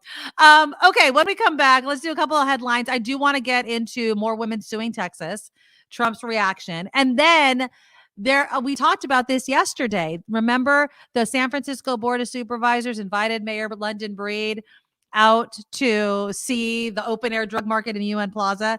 That didn't go very well. It turned into a circus. So we'll have some video thanks to our friends over at ABC7. But first, let's take a look at some headlines. Now, from around the world to up your street, the Nikki Medoro Show presents News Czar Kim McAllister. So let us begin with remarks made by the president today. President Biden marking the 1 year since the Uvalde, Texas school shooting that left 19 children and 2 teachers dead. Here's a bit of what he had to say. I realize this is a really tough day for all the families. Remembering is important, but it's also painful. Yeah. In remarks from the White House, President Biden said too many schools have become killing fields across America. He reiterated his call for Congress to pass an assault weapons ban and universal background checks. The president claimed there has been 650 mass shootings in the U.S. since last year's deadly shooting at Robb Elementary School.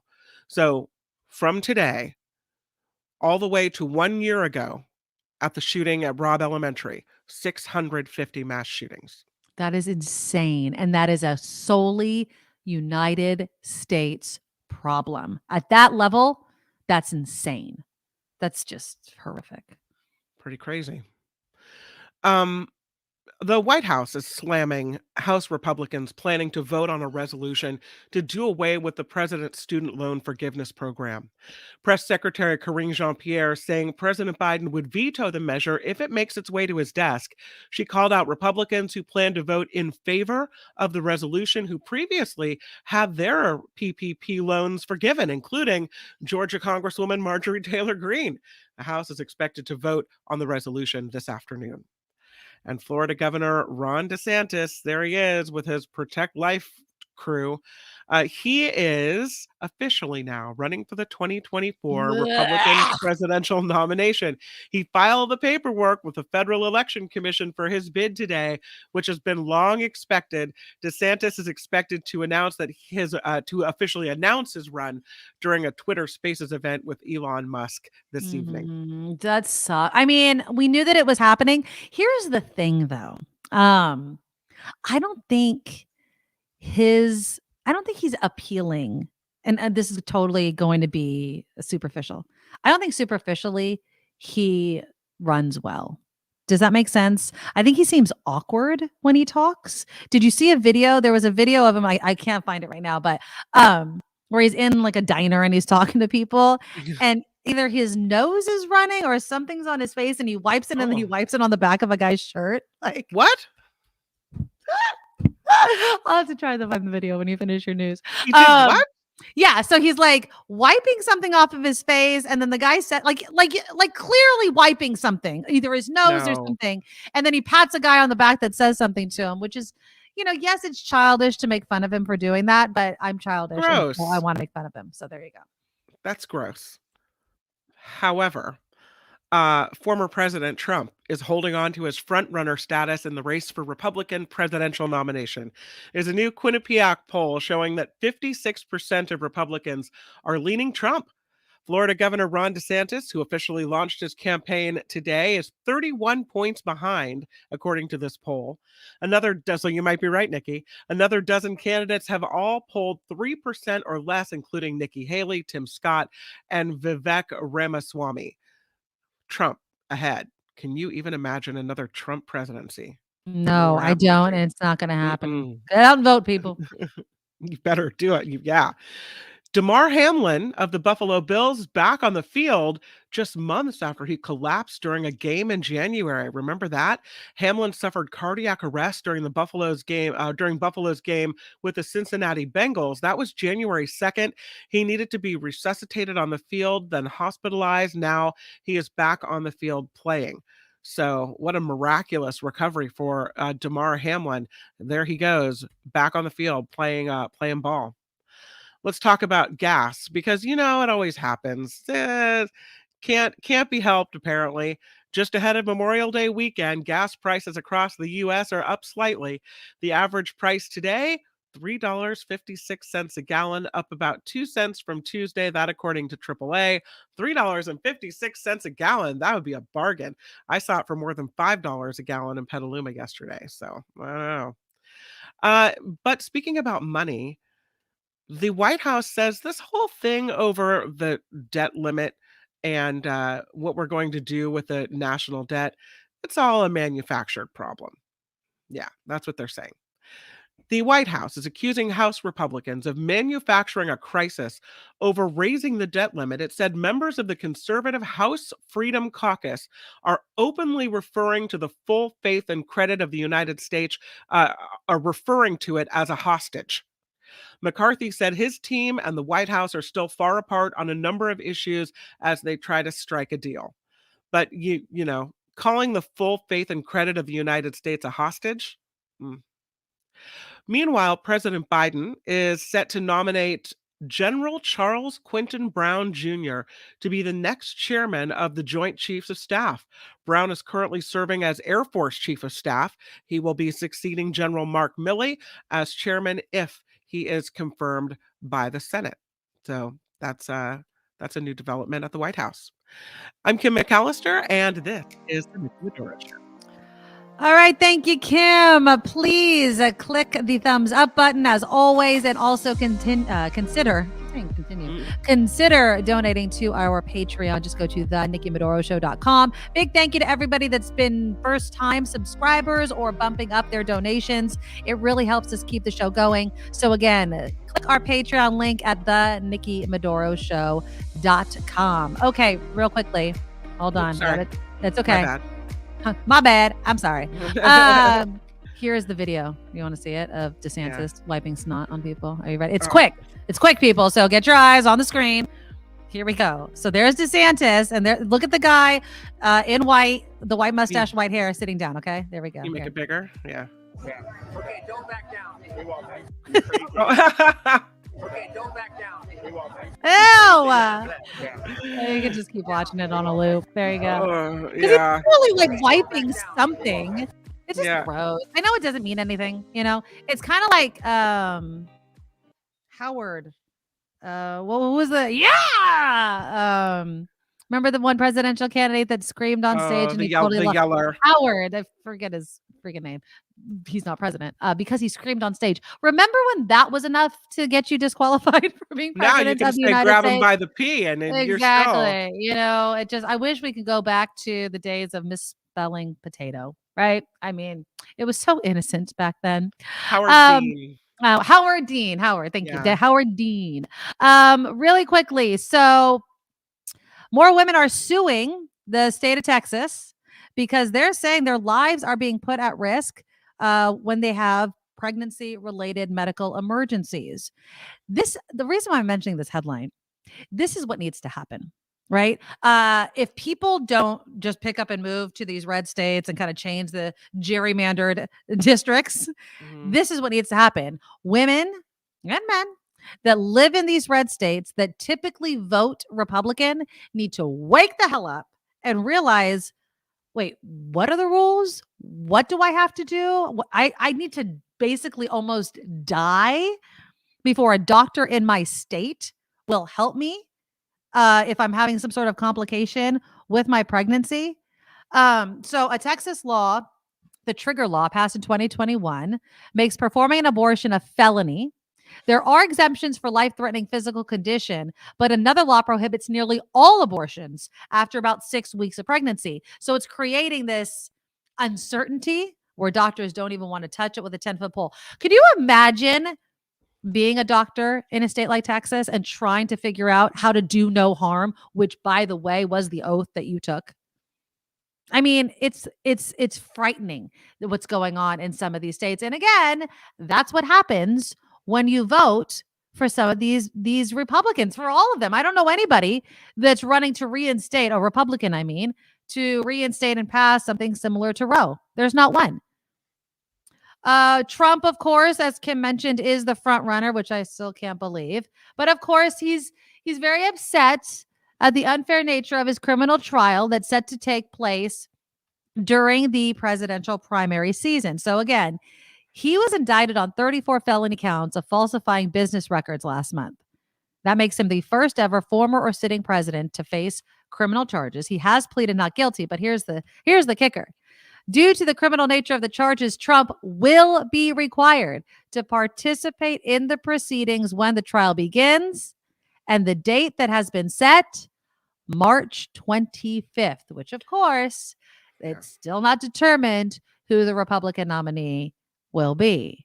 But So that's like very close to the primaries, right? yeah, exactly. Like the primary will not be determined. You won't know who the nominee is. So No, I'm saying the date of his trial is very close to the primary date, I think. well, yeah, it's in the middle of primary season, Yeah. right? So, I mean, I don't know how far or how many votes we will be able to have at that point by that specific date. But yeah, it's right in the middle of the primary season. And so I can hear it now, Oh, yeah. with it only being a matter of months till the primary takes place and they hauling me into court.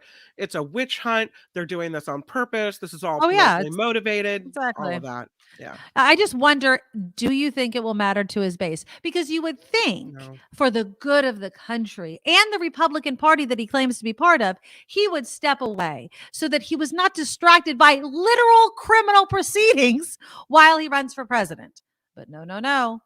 It's Trump first, and everyone else is a very distant second. So I don't know if it's going to matter to people. I really don't. But we'll see. We'll definitely see. Okay, so yesterday we were teasing it because it had not happened yet. But the San Francisco Board of Supervisors had invited Mayor London Breed to UN Plaza. And the reason why they invited her, I think it's monthly that she kind of addresses the Board of Supervisors or goes to one of their meetings, is because they wanted to directly go to the people and look at the problem head on, take some sort of public comment. Now, I'm sure that someone could have foreseen this coming, right? A lot of heated emotions. You're out in the open. I'm going to play you this segment from ABC 7 because it really did devolve into a circus. San Francisco supervisors walked from City Hall to UN Plaza today for a special off-site meeting to address the outdoor drug crisis. Mayor London Breed said something has to change. And we can't keep speaking out of both sides of our mouth. On the one hand, we want change and we want to hold people accountable. And on the other hand, we're willing to let people get away with murder. Supervisor Aaron Peskin said the open-air drug problem is not a new one, but one that has become so visible, many San Franciscans do not feel safe. Even though San Francisco, in most of its neighborhoods, is as safe or safer than it was prior to the pandemic. He was interrupted by attendees who didn't want to wait for the public comment period. Highway Patrol, our park rangers, our bar police, UC police, adult probation. In a statement to ABC 7 News, Supervisor Dean Preston said the Department of Emergency Management is coordinating a pilot program, though he said it's unclear what they are piloting beyond arrests of drug users. He tweeted, "Arresting people for drug addiction is not moderate nor common sense. It's reactionary, cruel, and counterproductive." So I'm going to stop right there. Do you agree with Dean Preston? Arresting people for drug addiction. Now, I'm not going to say drug addiction because that's not what they're being arrested for. They're being arrested for using drugs in public. Right. Do you think, even though it's going to be a revolving door, right? Like I mentioned yesterday, you can arrest them because that's against the law, that you can't hold them. They're going to be right back out there doing again. But do you think that it makes sense? I do. And here's why. Because we have the care courts on the horizon. And so what happens is after you're arrested for a certain number of times, then you get hauled off to the care court and you have mandatory treatment. Yeah. At least it's a way to get people off the streets and not using drugs, and to say, make the point. Don't come to San Francisco and think you can just sit on the sidewalk and shoot up. There is a consequence for that. Yeah. Now, is it going to help people not be addicted? Maybe not. Are they going to go somewhere else and do it? Probably. But where they're not going to go is, right in the middle of the shopping district, or right in the middle sitting of on the a BART bus stop station next to a kid. Yeah, exactly. where kids are walking by. I got a big problem with that. So no, I agree. I don't. And also at that thing yesterday, someone threw a brick. Yeah, so let's watch a little bit more. It really did. And again, what did you expect, right? Supervisor Asha Safai. So we have some proposals that are on the table that will work with adult probation, that will work with the sheriff's department, that will say, if you are an addict, if you are on the process or the verge of overdosing, we need to have public health, sheriff's department, and probation work together so we can compel people into treatment. While talking with the supervisor, our media partners at the San Francisco Standard captured San Francisco police tackling someone.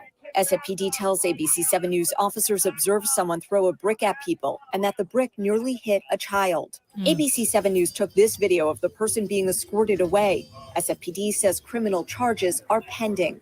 In San Francisco, Melanie Woodrow, ABC. But there was an interesting point that was also being made during this report. And it was the fact, who was it that said it? Hold on, I want to get the quote because it is a very interesting point. It was basically saying, I can't find it right now, the fact that they weren't even able to control a press conference where county officials and the mayor was at says something, right, about the mentality of people that will show up in public and literally, throw a brick? You're in front of cops. This is the mentality that is going to take a lot of work to change in people, that they can get away with this kind of crap. Yeah. No. You know, it's insane. Chris says rehab success is 9%. So what do you do, Chris? I mean, when you put out a statistic like that, okay, and I don't know if it's correct. I'd have to Google it. I don't know if it's, I would assume the type of drug that you're on, the success rate can change. But what do we do then? I mean, there's really only so many answers.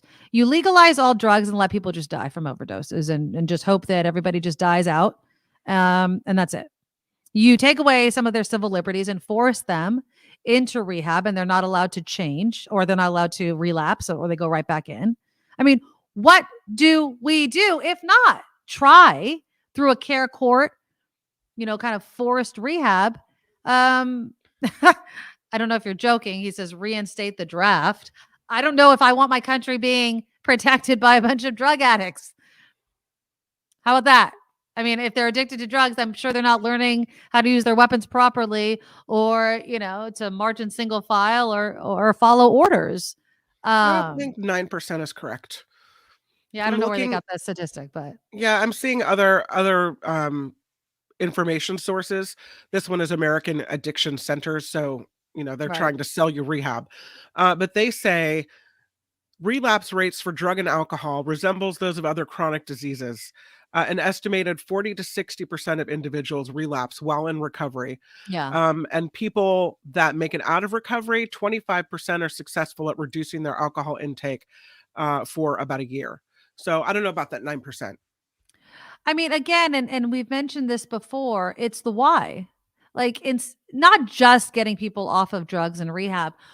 We really need to address why, let's just say our country, the United States in certain areas, are such a great market for drugs. Mm-hmm. Why do people feel the need to be high all of the time? Now, obviously, there's trauma, there's abuse, there's homelessness.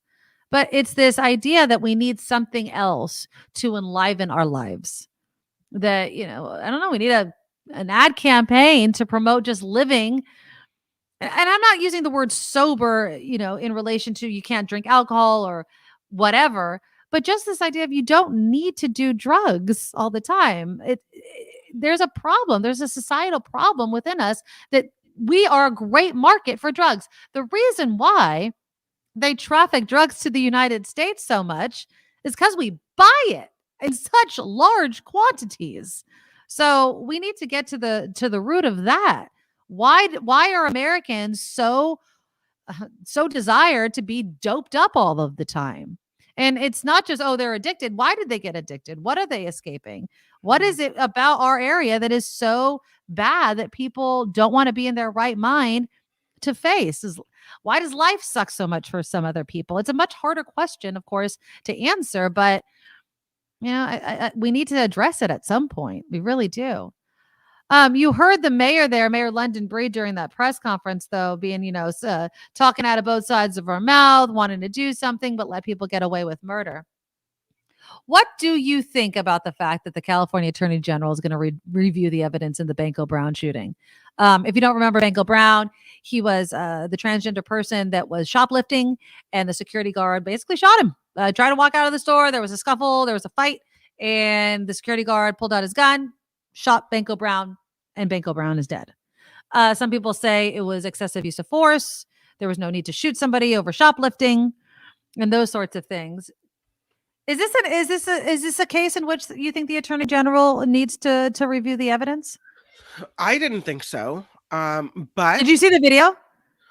I didn't. I watched part of it, but not the part where he got shot. I didn't want to see that part. Well, yeah, I mean, I watched all the way up to it because I was watching it on the news, and they don't show that. They show him taking out the gun and that moment right before. But I what's notable is that Brooke Jenkins has said, I welcome the review. I have been as transparent as I could. I provided you the video. I told you why I made the choice I made. So yeah, come and second guess me. Bring it. What she said. Yeah. Not in those words, but yes. Right. But my question is, there's a hierarchy that we go through because the California Attorney General cannot, and in my opinion, should not review evidence of cases like this. That's why we have a San Francisco district attorney. I'm glad that she does. I think that she's standing by her decision. I did see it. Can an argument be made? Of course. He's stealing, I don't know what it was, soda, beer, something. He was stealing something. And so because of that, he loses his life. Okay, of course not. Of course you shouldn't be shot for doing that. On the other hand, if you are stealing something and you know that there's an armed security guard and they tell you to drop it, there's consequences for not following law enforcement orders or security orders in this case. So I understand both. I mean, throughout generations, there's been stories of so-and-so was fill in the blank, stole something and was shot by police. And it's never come to this, well, why did they shoot him when he was just committing a crime? Because he was. And I'm not trying to get into, was it worthy? Of course, I don't think anybody should lose their life for shoplifting. Hands down, no. It doesn't seem obviously equal. But on the other hand, when you commit crimes, you put yourself at risk of getting hurt and injured and possibly killed by law enforcement. That is just a fact. So I don't know if bringing in the California DA is setting a dangerous precedent. And that's why I was bringing it up, because do you know how many cases are going to be on the guy's desk then? If every single time there's a protest about something like this? The ruling, every time we don't like, yeah. Right. And that's my concern, is it's really going to slow down the hands of justice for people on both sides of figuring out what happened there. Yeah. And Randy, you're right. That's how it wasn't just drop it. The guy was stealing stuff, got into a physical altercation with the security guard. Absolutely. And was warned, right? I mean, the guy did bring out his gun. He pointed it at the ground. The security guard did. If I personally, and of course I can't speak for anybody else, if somebody brought out a gun and had it, in my general direction, I would drop it and I would have probably just ran away, I wonder if, though, the policies of stores for so long of protecting their employees by saying if someone tries to steal Just something, let let them. Yeah. Or and seeing so many, videos of people just packing stuff into bags at a Walgreens or a CVS and just trucking it out with no repercussions whatsoever. If it then catches someone by surprise, that they actually get a little pushback, that they actually get someone saying, hey, stop that, and someone with a gun. Maybe because of the way it's been for so long, he didn't expect it. Yeah. Or she. I'm sorry. I think it's a transgender man. I thought Banco Brown was, so it's he, right? Yeah, yeah. So Chris writes, will stop others from considering shoplifting. I mean, not that I want somebody's life to be sacrificed to prove a point, but I do think that Chris makes a good point. If you, especially at this particular store against this particular security guard, I am sure in the shoplifting circles, they're like, well, don't go to that store there, shoot your ass if you steal something. Right. Yeah. And so is that not that is that the message that we want? I don't want anyone dying for shoplifting, period. But I don't want people to shoplift. So if it sends the message, then yes.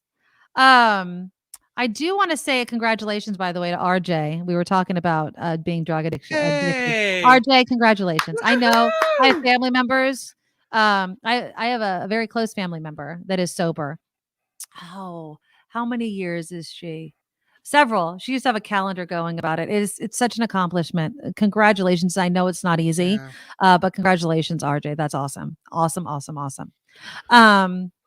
What was one more thing that I wanted to do here? Can I throw a story at Yeah, you really quickly while you think please. about it? Yeah. Because I just saw a story on SF Gate about the best burgers. They have this new Yelp I list out. saw that list. Throw it at me. Yes. And it's the 100 best burgers in America. Yes. And there's some pretty good burgers that hit the list that are here in the Bay Area. And so I wanted to show you a couple of pictures. Yes, please. Lay it on First me. of You're gonna just all, make me hungry. this- Thank you. Have you ever had one of these? I haven't. This is Koja Kitchen Yes. in Berkeley. And they come in, if you're looking at the list, they come in pretty high on the list. Let me see. I think they're number 10. Or something like that. Yeah. Koja Kitchen in Berkeley is number 10. Koja Kitchen in Berkeley. They say they push the limit of Korean Japanese cuisine, subbing garlicky fried rice patties for traditional wheat buns on their titular Koja burgers. A Yes. super crunchy rice bun provides a perfect vehicle for Koja's tasty fillings, juicy shredded pork, spicy sweet Korean red pepper chili paste, etc. But yeah, so that gets number. I number had 10. one of those. The Koja truck used to come outside Station X, and I was like, I'm just gonna splurge because it just seems like so much. It is a bomb, and it's totally reasonable. It looks huge, and it's a nice. I mean, you'll be filled up, but it's really, really good. And it had I got the bulgogi one. Oh, my mouth is watering. So good. Highly recommend it. They had established as a food truck service in 2011, but now they have storefronts across Northern California. Yeah, I think they have one in Valley Fair. I think there's a Koja in Valley Fair. I could possibly be right about that. So The other best burger in the Bay Area is located in Newark.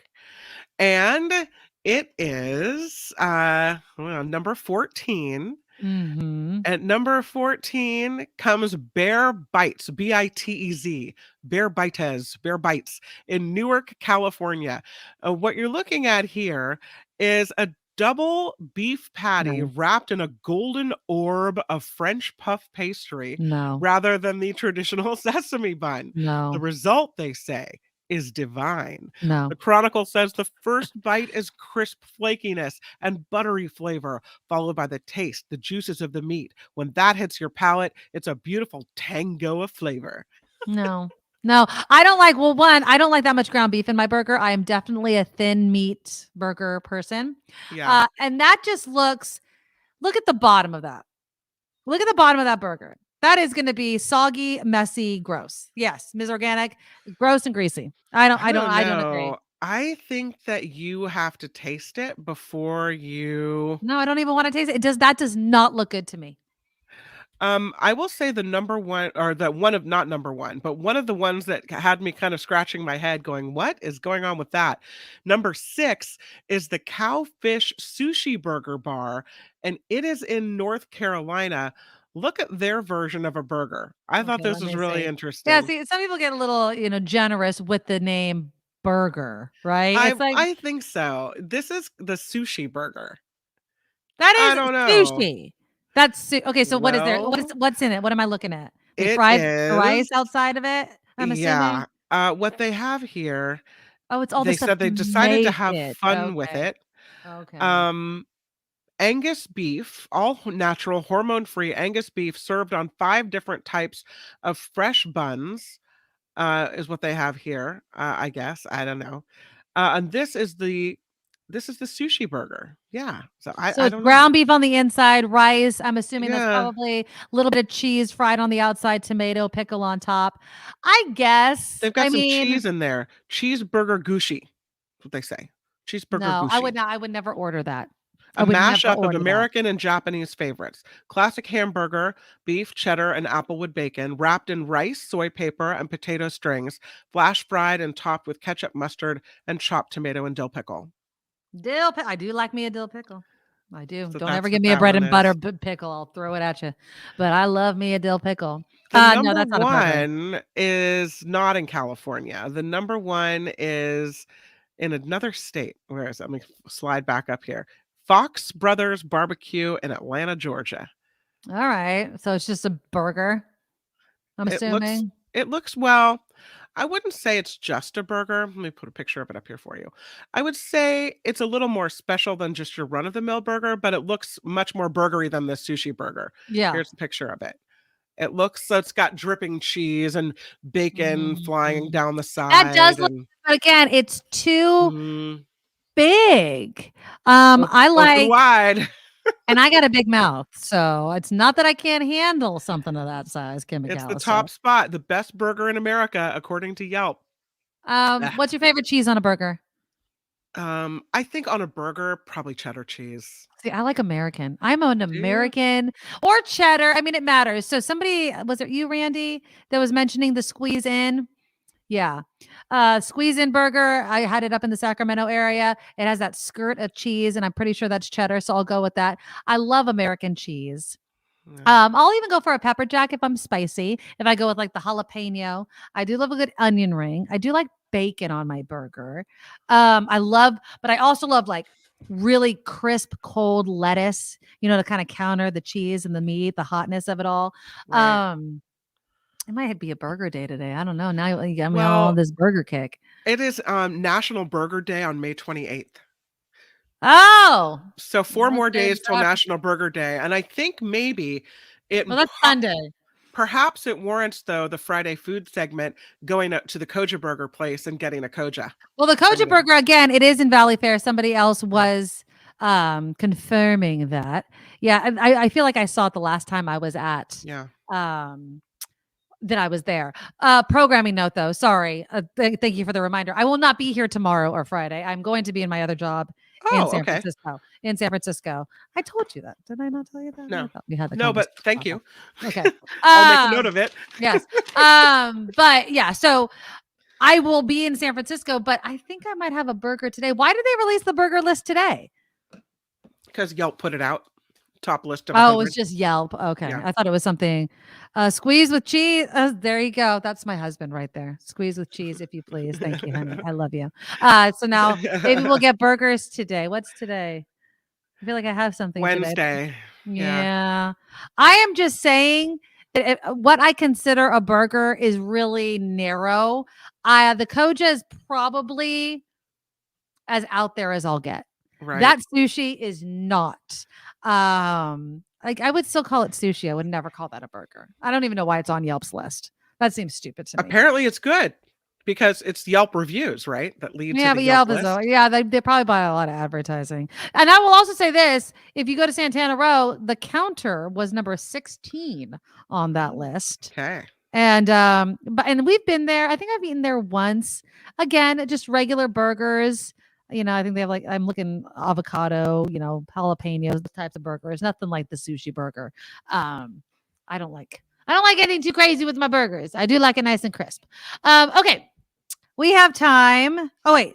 Do you have any other headlines? I feel like we skipped your headlines. No, it's fine. I think we pushed past it and then I did There we a late go. one. Okay. So we're pushing past it. Let's keep it in kind of the restaurant, the realm area. I know I missed a couple of other things, but this is a good way to end the show. So we have mentioned that Levi Stadium, right, is getting the next Super Bowl. Do you think that this time around, the South Bay, and I mean San Jose, Santa Clara, this area of the Bay Area, is going to get some of the Super Bowl financial love?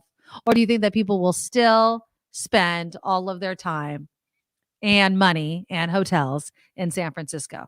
And why do you think that is? If you were going to go to the Super Bowl, why would you want to spend it in San Francisco, given everything that we just said and talked about regarding San Francisco, homeless, drugs, blah, blah, blah, blah, blah? Where would you rather spend your time, your money, your hotel, your revenue? In San Francisco area, because it's the San Francisco 49ers, or down here in the South Bay where you're closer to the stadium? If I'm from somewhere else, I think I'm probably going to San Francisco. Even with all the headlines? I want to see if I'm like, say I'm from, I don't know, pick a state, Georgia. Okay. I want to see the cable cars, and I want to see the ocean, the Pacific Ocean, and I want to go have, I don't like it, but I want to go have seafood or crab or whatever at Pier 39 and see the sea lions. Like, I want to do all the San Francisco touristy stuff. Okay. Yeah. So you don't think that the bad headlines, and I love that you mentioned like Georgia, like some of these obviously areas out of the state of California. You don't think that I would hope that San Francisco by 2026 has made some headway in some of these issues, of course, and I wish them the best.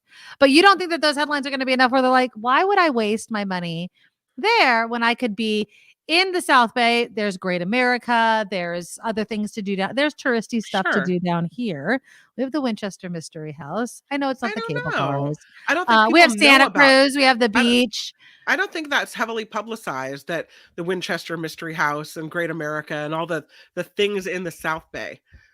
There has to be, if Santa Clara and San Jose and surrounding areas in the South Bay want the money from the tourists regarding the Super Bowl, then they need to start publicizing what to do in the South Bay. And here's where you stay in the South Bay. They need to do that. Start doing it. Well, the Board of Supervisors for the Bay Area Host Committee, which works to bring the Super Bowl to the region, it now includes Shark President Jonathan Betcher and the Earthquakes President Jared Shawley. And so they're thinking that this time around, because obviously the SAP Center, there could be concerts at the SAP Center, right? The Earthquakes, the Excite. Well, no, not Excite Stadium. What is it? It's not? Is it PayPal Park? I forget the name of the Earthquake Stadium off the top of my head. It changed, but so they're obviously going to advocate for things happening down here in the South Bay. I'm just wondering if, even if we don't have a huge reputation in San Jose or in Santa Clara compared to San Francisco, if the negative publicity happening in San Francisco will be enough to give the South Bay a shot. You know what I mean? Perhaps. I think it's going to come down to marketing. NSAR says if San Francisco will have the Super Bowl Fan Fest again, that's where to go again. That's a good point. I mean, that's where I will say we were at Station X during the last one, and I think we even took the kids to San Francisco and went to that Fan Fest. They had a whole, at the parks and everything like that. It was pretty fun. James Watson. Yeah, go to the Super Bowl, then have a nice dinner in San Jose at Applebee's. We have so many restaurants, but that's proving the point, is that there is not a good enough PR campaign for what we have down here. Anonymous. From the South Bay, it's poorly designed, urban populace, and poor transportation. Some parts, crime rates above average, just not ideal. Santa Cruz needs better marketing, and Gilroy isn't appealing. You guys are all just negative Nancy. Murphy, though, South Bay, sports, music, restaurants, Coney Gardens, good point. The Japanese Friendship Garden, art museums, the Tech Museum, very well. Italy is there. I didn't go to Italy. Did I tell you that I never went to Italy? Or were you not there? I thought you were supposed to go there for your anniversary. I know. So I changed my mind at the last minute.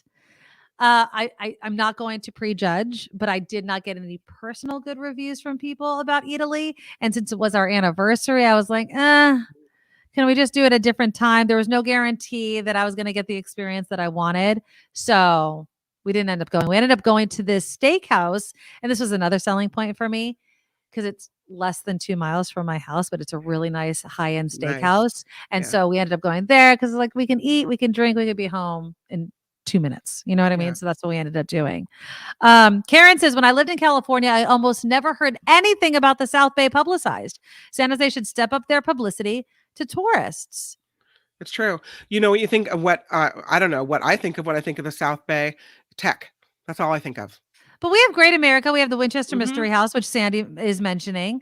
I'm biased because I live here, so I know everything, right? I know the little tiny events, the bigger events, and those sorts of things. So, Kay in Santa Rosa is asking about the counter in San Jose. You could visit the number 16 best burger on Yelp's review at the counter in San Jose. It's at Santana Row. It was a decent burger. I mean, nothing to write home about, but number 16 in the United States, that's pretty good. Well, on Yelp's review, that Yelp's review, review. You don't put much stock in that, huh? Oh, Yelp. I don't put any stock in Yelp. I should buy stock in Yelp, I guess, but no, I do not. we do have Santana Row that has a lot of restaurants and shops. I mean, people go, my daughter's home. People go to Beverly Hills to walk Rodeo Drive, right? Not saying Santana Row is Rodeo Drive, but that kind of atmosphere and hanging out there. I don't know.